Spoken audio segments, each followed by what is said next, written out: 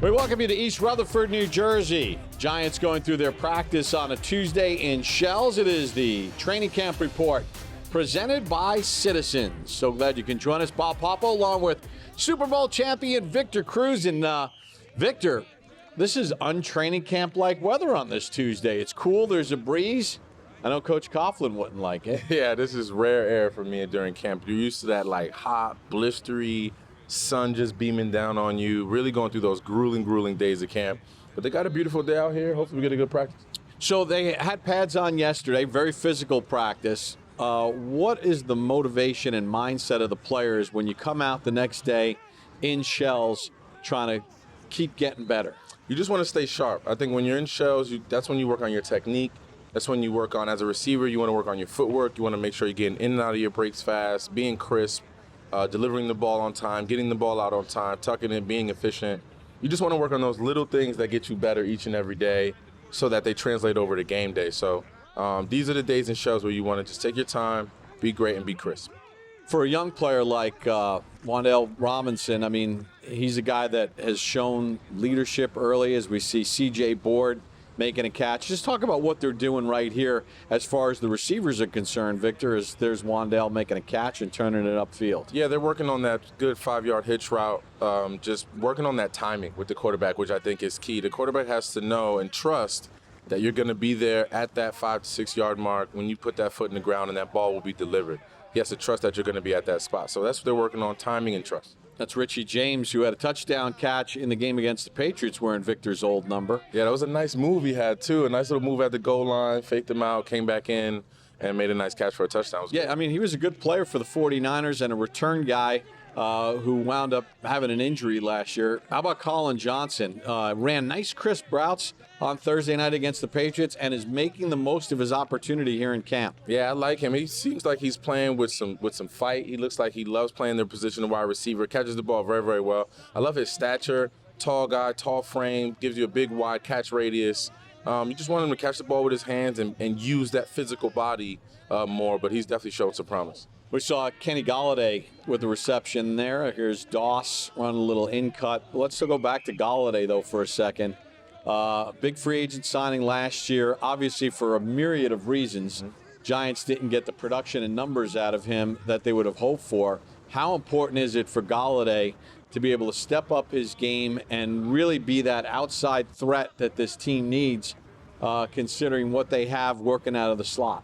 It's extremely important for him. It's extremely important for Daniel Jones as well, to have someone he can trust on the outside that say, hey, when things get rough and I get one-on-one coverage, I got to be able to throw it to my guy and know that he's going to come down with the football and make a big play. And that's what Golladay has to focus on this year, is being that guy when things get rough and things get sticky and Daniel Jones needs an outlet guy, someone to throw the ball to and make a big play. He has to be there, and he has to be there to make that play. Yeah, and this is where you would think with Galladay's size, where the Giants really need him, as Darius Slayton makes a catch right there.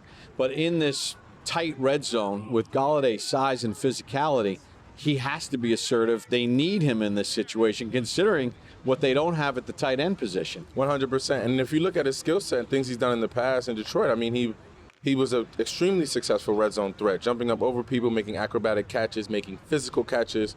So those are the things you want to see here when it gets to the red zone, especially with that lack of depth at a tight end position. You want Golladay to be that guy in the red zone. Move him around, bring him inside, outside, whatever it takes. But at the end of the day, got to be able to just line him up outside, throw the ball up, and have him make a play for your quarterback. You know, you talked about timing. Talk a little bit about the timing of what's happening here, because this is where everything happens really fast, doesn't it? Yeah, this is huge on the timing aspect. You got to be able to, as a quarterback, go through your progression that much quicker because defenders are moving that much faster to get underneath those passes, just like the one we just saw. So it's very important that you get the timing down and get that ball out right when you hit that back foot and make your read quickly. So the receiver has to get to where they have to be, and the quarterback has to be exact on his footwork and getting the ball out. I want to go back in time as we're watching this tight red zone drill to Super Bowl 46.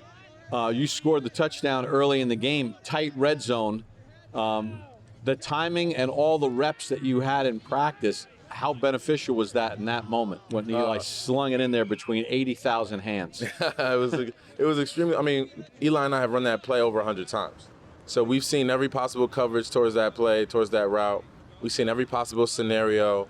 And once he read the play pre-snap, I mean, the ball was in the air before I was even turned. So he just trusted and knew that I was going to be at that spot because of the timing that we had put in practice, because of those times on those off days where we would meet up and work on those things. So it definitely paid off.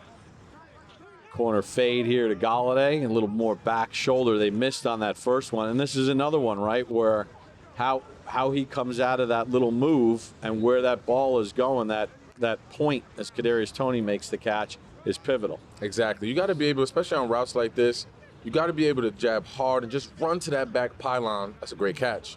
And run to that back pylon and hope that ball is going to be right where it's supposed to be. And then keep your eyes around to adjust to anything else. But you have to treat it like it's a go route and then adjust to the ball as it comes. And that's on the quarterback to throw a precise ball so that it hits you right in stride, even if it's a back shoulder throw. David Sills getting his turn. There you go. And that's what you want to do, too. At the top of the catch, you want to be able to snag it, turn your body away from the defender so that they don't have time to go in there and peek their hand out and knock the ball away.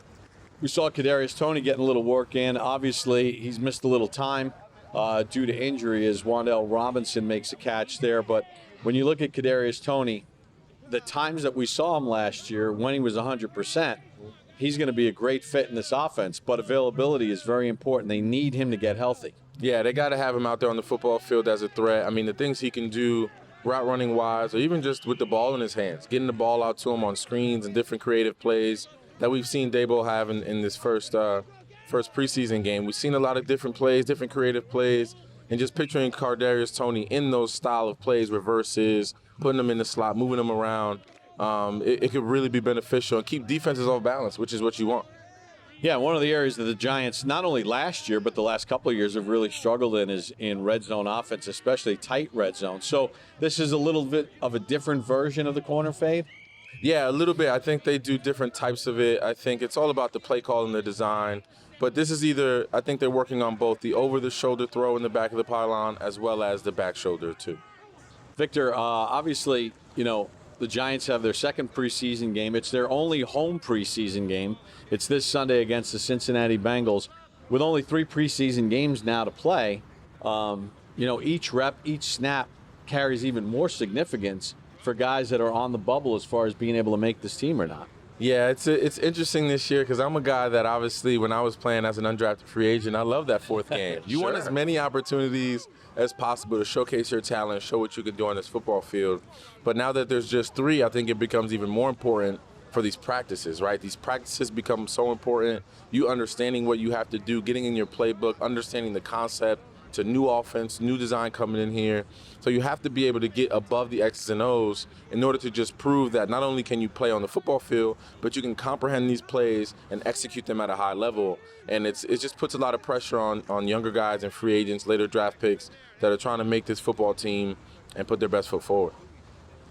One of the things I always find interesting in training camp is the individual work. So right here, Colin Johnson's getting an opportunity now to do it against a live body. Yeah. And this is where you really get a sense of the timing, isn't it? Exactly, especially down here in the red zone. Receivers love it down here because we get to score and feel good about ourselves during one-on-one drills. But you got to get the timing right. You got to be crisp in your route running and then be able to make quick, decisive moves and catch the football. That was a nice job there by Alex Bachman. Yeah, we love these one-on-ones, Bob. This is where competition meets, and it's early in practice, so it sets the tone for the rest of the day. Yeah, and the DBs are really at a disadvantage in a situation like this, aren't they? Exactly. Adoree Jackson's had a really nice camp. Excellent coverage there on CJ Board, huh? And that's not an easy route to cover there because you think he's going towards the fade route, and as a defender down there in the red zone, you think your instincts makes you want to just turn your head, but he played it well, played the corner route coming down. It was great. Nice grab there by Richie James. Beat Darnay Holmes. Holmes has had an outstanding training camp so far here in 2020. Doss wide open. Defender slipped. Good release. Really good release there by Doss. And I think that was number 35. That's a player the Giants just claimed off waivers from Buffalo, Elijah Griffin, who was part of the Bills practice squad last year. So Joe Shane and Brian Dable have been around the player. They're familiar. Obviously for the Giants, the big question mark is that corner opposite Adoree Jackson. And who's going to be the guy? You know, Julian Love, hybrid player. Xavier McKinney is a stud. Andrew Adams is a veteran. Darnay Holmes has been outstanding, but who goes opposite this man, Adoree Jackson? Another nice defensive play by Adoree. Yeah, great defensive play there. And you can see the guys kind of trying to get one on him, too, in that competition level rising, so that's good to see. But, yeah, I mean, it's a huge question mark on who can play that opposite corner. Such an important position, too, because you want to have, you know, the corner position, the secondary is so important in today's game because teams just throw it around so much, so many different formations, so many different route running combinations that your corners are so important and crucial to your defense. And it'll be interesting to see who wins that battle. How about Colin Johnson? Release. I mean, great release. I mean, coming from the first preseason game, he's really carried it over. And, I mean, I just love his size and the way he catches the football. Yeah, and you know, obviously you can't say if he didn't fumble, because he did fumble against the Patriots, as Alex Bachman with a nice move and catch on Darnay Holmes.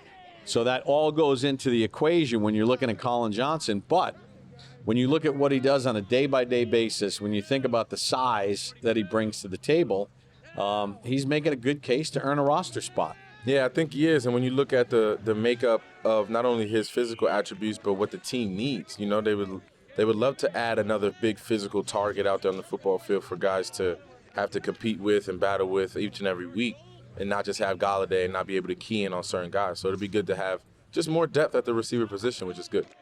Your impression so far that from what you've seen out of Kayvon Thibodeau, who the Giants drafted in the first round along with Evan Neal. Obviously, he's got a nice personality, big personality, but he's also a talented young football player. Yeah, absolutely. I've been just impressed with him, just been watching him from afar and just seeing him go through his daily regimen, just getting better each and every day, putting it out there.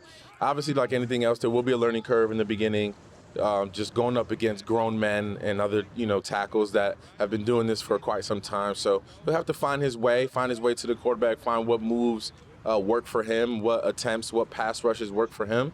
But I think he's going to be a heck of a player once he gets kind of settles into what being a professional is like, kind of get the first quarter of the season under his belt, and we're going to see him just continue to rise as an athlete.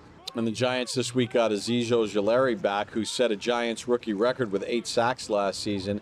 You know, you start thinking about, we talk about the secondary and question marks at that cornerback position opposite of Adoree Jackson.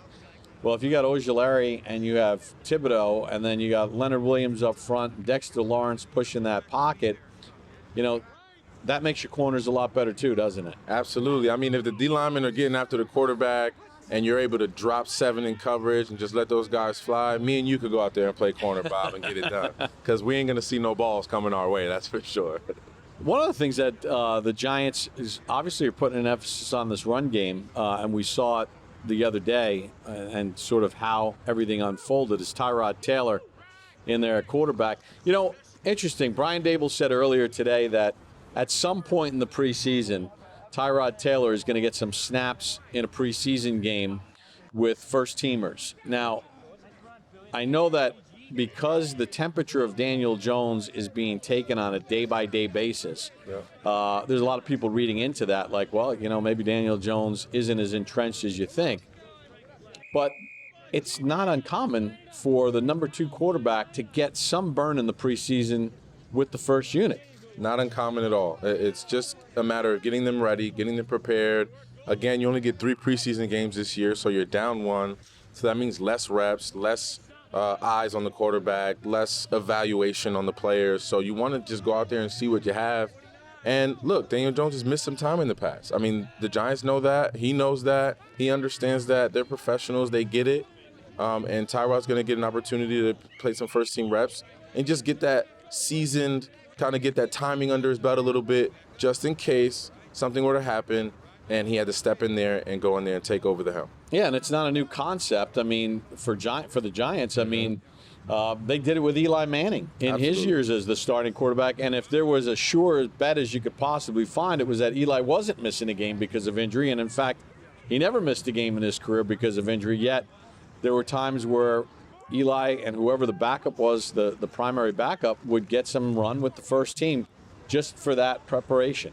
Yep, not uncommon. And obviously Eli Manning, if we all know one thing about him, is his preparation has always been top-notch. So they, as an organization, they were never worried about him being prepared for a game, but they always wanted to make sure the backup was ready just in case something were to happen or if he wasn't ready to go. So what's the drill that they're doing here? It looks like they got more tight ends involved. Yeah, it looks like a 7-on-7 drill where they're just going through different formations and different packages, different offensive personnels.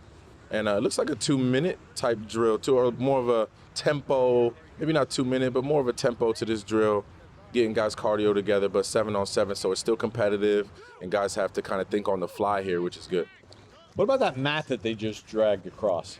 That's the line of scrimmage. So they're moving it over from hash to hash, moving it from the left side to the right side, just to give understand where you want the route combinations to be. If there's a 3-by-1, you want your 3 receiver side to be on the open field side. So it just indicates what side you want your offense to be run on. It just helps everybody get their spacing too. Exactly. You want to know where you're lining up. As a slot receiver, you're either 3 yards from the numbers or 3 yards from the hash, depending on the routes. So you just want to make sure you're getting that look in a fair way when you're out there doing your 7-on-7 drills. All right. Brian Daboll bringing the team together, a little conditioning. Again, the Giants are working in shells today after padded practices the last couple days. Coach Daboll had mentioned after the game that on Thursday night that he wanted to get some physical practices in. One of the things I like, even though he's a younger head coach and a newer head coach, he's not taking the bubble wrap approach. We've seen Saquon Barkley in some of these thumping physical practices get knocked around a little bit. Saquon got 4 carries, had a catch in the game. How important is it to get knocked around a little bit? And listen, some teams go with starters do not play at all in the preseason. Basically, you got guys in red jerseys, but I like this a little bit. Yeah, me too. It's kind of like when you hear those old stories about, I mean, not quite like the Parcell days when the guys were out here just banging around, but it's good for those guys to just feel that, that thump or that tackle or that thud one time, because obviously they're going to feel it in the game. And when you get to the game, you kind of want to be ready for that or have felt some form of that while you get there. So that first hit isn't such a rush or isn't such a surprise to you when you feel that. And you want those competitive juices to always be flowing. Yeah, and listen, they have all these drills with coaches with pads on, arm pads on, swiping at the football, trying to create turnovers. However, if you turn it over in that situation, shame on you because it's coming. The game situation, bumping around when you get more physical in practice and you have the thump periods and then you get in a preseason game, that's when you find out if you really have good ball security, not when a coach is holding a pad and swinging at you. Yeah, 100%. There's no reps like live reps. Hey, what do you think of Mike Kafka here? He got a chance to call plays. He's going to get an opportunity again. I like the collaborativeness that Coach Daboll is doing with his offensive coordinator. Yeah, I like it too. It just gives, you always want a fresh set of eyes. You always have different perspectives, all within the same common goal, and you just want to be able to just have that responsibility given to Kafka and see what he does with it, see what fresh eyes look like, and calling some plays in the preseason, and see what creative juices they come up with. And, a guy that played in the National Football League is a backup quarterback, but more importantly, he is a guy that Andy Reid, who is one of the better play callers in the National Football League and has been for 20-plus years with his success in Philadelphia and now Kansas City, he's had an opportunity to work side by side with him and bring some of that knowledge, bring some of those concepts to the New York Giants. I think it's an invaluable resource for the team. Yeah, absolutely. And if we look at Andy Reid and the success he had, why not bring some of those ideas and those philosophies in here and some of those play calls, because they were extremely successful for Andy Reid for a number of years, obviously. And if we can have some of that success here and bring some of that dynamic playmaking and that dynamic play calling, it could be really beneficial for us. So I'm excited about it. I'm excited for this year. I'm excited where this team is headed. And there's Don Wink Martindale, the defensive coordinator. Again, to Brian Daboll's credit, the Giants bring in a coach that doesn't come from any tree that the general manager and the head coach are from. He's coming from Baltimore, different philosophy, but certainly a very aggressive point of view, and I think Giants fans will like that aggression from Wink. 100%. And if there's anything that he's seen during his days in Baltimore, it's physical play. Physicality from the defensive side of the football. That's what Baltimore hangs their hat on. That's what they've done for years, from Ray Lewis to Terrell Suggs. I mean, that's what they do. So if he's able to bring that mindset to this team and that level of tenacity getting after the quarterback, it could be scary. Players certainly enjoy playing for him as well. He's got a cool personality, fun guy to be around, and it'll be interesting to see how they sort out that cornerback position.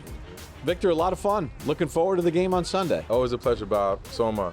Super Bowl champion Victor Cruz. I'm Bob Papa. So much fun here at Giants training camp on this Tuesday. For our entire crew, thanks for joining us for this edition of the Training Camp Report presented by Citizens.